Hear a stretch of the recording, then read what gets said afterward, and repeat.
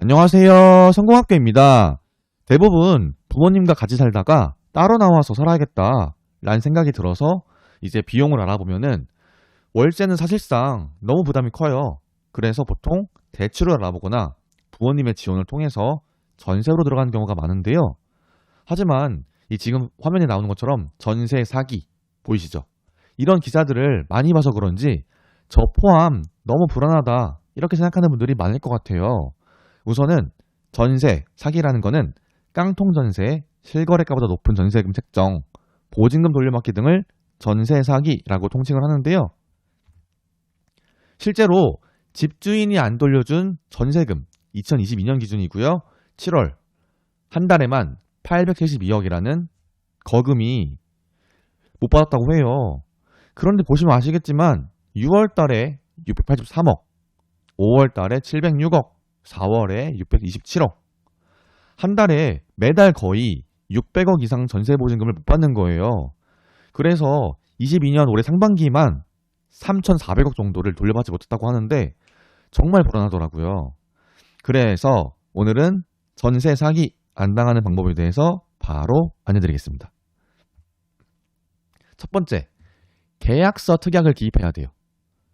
전세 계약을 하고 나서 전혀 생각도 못했던 불리한 상황이 발생할 수가 있거든요.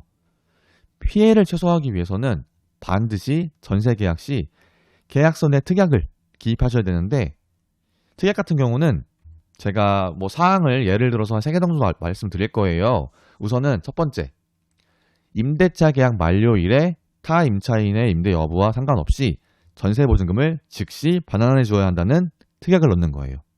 이걸 왜 하냐면은 기존 임차인의 임대차 계약이 만료돼서 전세보증금을 돌려줄 때 다음 세입자의 전세보증금으로 돌려준 임대인들이 너무 많습니다. 이런 경우 임대인이 다음 세입자를 구하지 못할 때는 계약 만료일에도 돈을 못 받는 거예요. 보증금을 돌려받지 못할 뿐만 아니라 난 몰라 이러면서 너가 알아서 사자 이런 식으로 행동하는 집주인도 있기 때문에 임차인이 직접 다음 세입자를 구해야 되는 상황이 올 수도 있는 거예요. 그렇기 때문에 이 부분을 방지하고자 무조건 임대차 계약 만료일에 타 임차인의 임대 여부와 상관없이 전세보증금을 즉시 반환해줘야 한다라는 특약을 넣으셔야 될 것 같아요. 두 번째, 같은 경우는 전세금 반환 보증 가입이 불가능할 때 계약금을 전액 돌려준다라는 특약을 넣는 거예요. 이게 뭐냐면은 전세보증보험에 가입을 하기 위해서 이 특약을 넣는 거죠, 사실은. 왜냐면은 이거가 있으면 그래도 안전하게 계약 이제 만료할 때 그때 받을 수 있는 건데, 이거 자체를 안 하게 못한다라는 경우가 있어요. 이게 보험 자체가 가입이 안 되는 경우도 있거든요. 그걸 대비해서 이런 특약을 넣는 거예요. 그리고 전세계약 잔금일 이전에 매매 계약을 할 경우 임차인의 동의를 구해야 하며 이를 어길 시 종전 소유자도 임대차 보증금 반환 의무를 연대한다 라는 특약을 넣는 겁니다. 사실 이런 경우가 많아요. 전세 계약 후에 임대인이 갑자기 다른 사람에게 집을 팔아버려요. 그래서 갑자기 집주인이 바뀌는 거예요, 중간에. 이걸 방지할 수 있는 거예요. 제가 이거를 왜 공감을 하냐면은 저도 지금 살고 있는 집이 한 달? 갑자기 뒤에 집주인이 바뀌었다고 하더라고요. 근데 이거를 보통 이제 세입자들한테 말을 안 해요. 말을 안 하고 그냥 집을 판 다음에 다음 이제 임대인이 집주인이 바뀌었으니까 여기로 연락 주시고 여기로 이제 앞으로는 이 계좌번호로 앞으로는 월세라던가 관리비라던가 이걸 주시면 됩니다. 이런 식으로 그냥 띡 통보하는 식이거든요. 근데 솔직히 불안하잖아요. 그렇기 때문에 이 전세계약 잔금일 이전에 매매계약을 할 경우 임차인의 동의를 구해야 하며 이를 어길 시 종전 소유자도 임대차 보증 반환 의무를 연대한다. 이거를 특이하게 넣어버리면은 무조건 이제 그냥 통보식이 아니고 이거를 넣은 사람에 대해서는 그래도 일단은 먼저 동의를 구하는 거죠. 그렇기 때문에 반드시 이것도 넣어주시면 좋을 것 같고요. 마지막으로 계약일로부터 잔금 및 입주자 이길까지 현재 상태 등기 등본을 유지해야 하며 근저당 외에 다른 대출 설정을 하지 않는다. 이를 위반할 경우에는 임대차인은 계약 해지를 요구할 수 있고 임대인은 계약금의 배액을 임차인에게 지불한다라는 특약을 넣는 겁니다.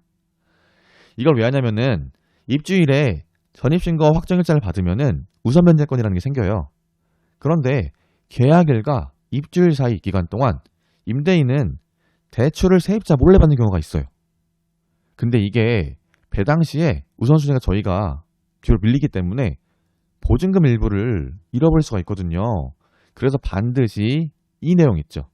이 내용을 반드시 특약에 넣으셔야 합니다. 그리고 나서 이제 지금까지는 제가 특약에 대해서 말씀드렸는데 특약 말고도 또 중요한 게 있어요. 주변 전세 시세를 파악하셔야 돼요. 주변 전세 시세와 매매 시세를 확인해서 적정한 전세 가격을 파악하셔야 되는데 당연히 뭐 평수에 따라서 다르겠지만 대충 그거를 보고 견적을 잡는 거예요. 보통 전세 가격은 매매 시세의 최대 70에서 80% 정도로 거래가 된다고 해요. 주변 시세를 파악을 하려면은 네이버 부동산과 같은 사이트를 이용하거나 근처 부동산을 여러 곳을 방문하셔야 돼요. 한 곳만 방문하지 마시고 최소 3곳 정도 방문을 하셔가지고 비교를 하시는 겁니다. 비교를 해서 여기는 매매가 대비 전세가 이렇구나 이걸 파악을 하는 거죠. 그리고 국세, 지방세, 완납증명서를 요구하셔야 돼요. 임대인에게 국세, 지방세, 완납증명서를 요구해서 체납했는지 체크를 하시는 게 정말 중요한 게 임대인이 만약에 등기부등본에 압류라던가 근저당권이 없더라도 세금 체납으로 집이 경매나 공매에 넘어갈 경우에는 보증금을 못 돌려받을 수도 있기 때문에 반드시 체크하셔야 합니다. 그 이유가 뭐냐면은 국세기본법에 따라서 체납처분비가 우선징수가 되는 거예요. 내가 아무리 이제 뭐 확정일자라던가 전입신고를 했더라도 국세기본법에 따라서 체납처분비가 우선징수이기 때문에 징수가 다 끝나고 나서 이제 돈이 내 보증금은 이제 1억인데 뭐 이제 다 떼고 나니까 뭐 몇천만 원밖에 안 남았어요. 그러면 이제 보증금을 결국엔 다 못 돌려받은 거잖아요. 그럴 수도 있기 때문에 이것도 반드시 체크하셔야 합니다. 하지만 혹시나 이렇게 다 체크를 하더라도 분쟁이 생길 수가 있어요. 이런 일이 일어나면 안 되지만 만약에 임대차 관련해서 분쟁이 발생할 경우에는 방법이 있는데 주택임대차 분쟁조정위원회를 통해서 상담 및 분쟁조정 신청을 할 수 있습니다.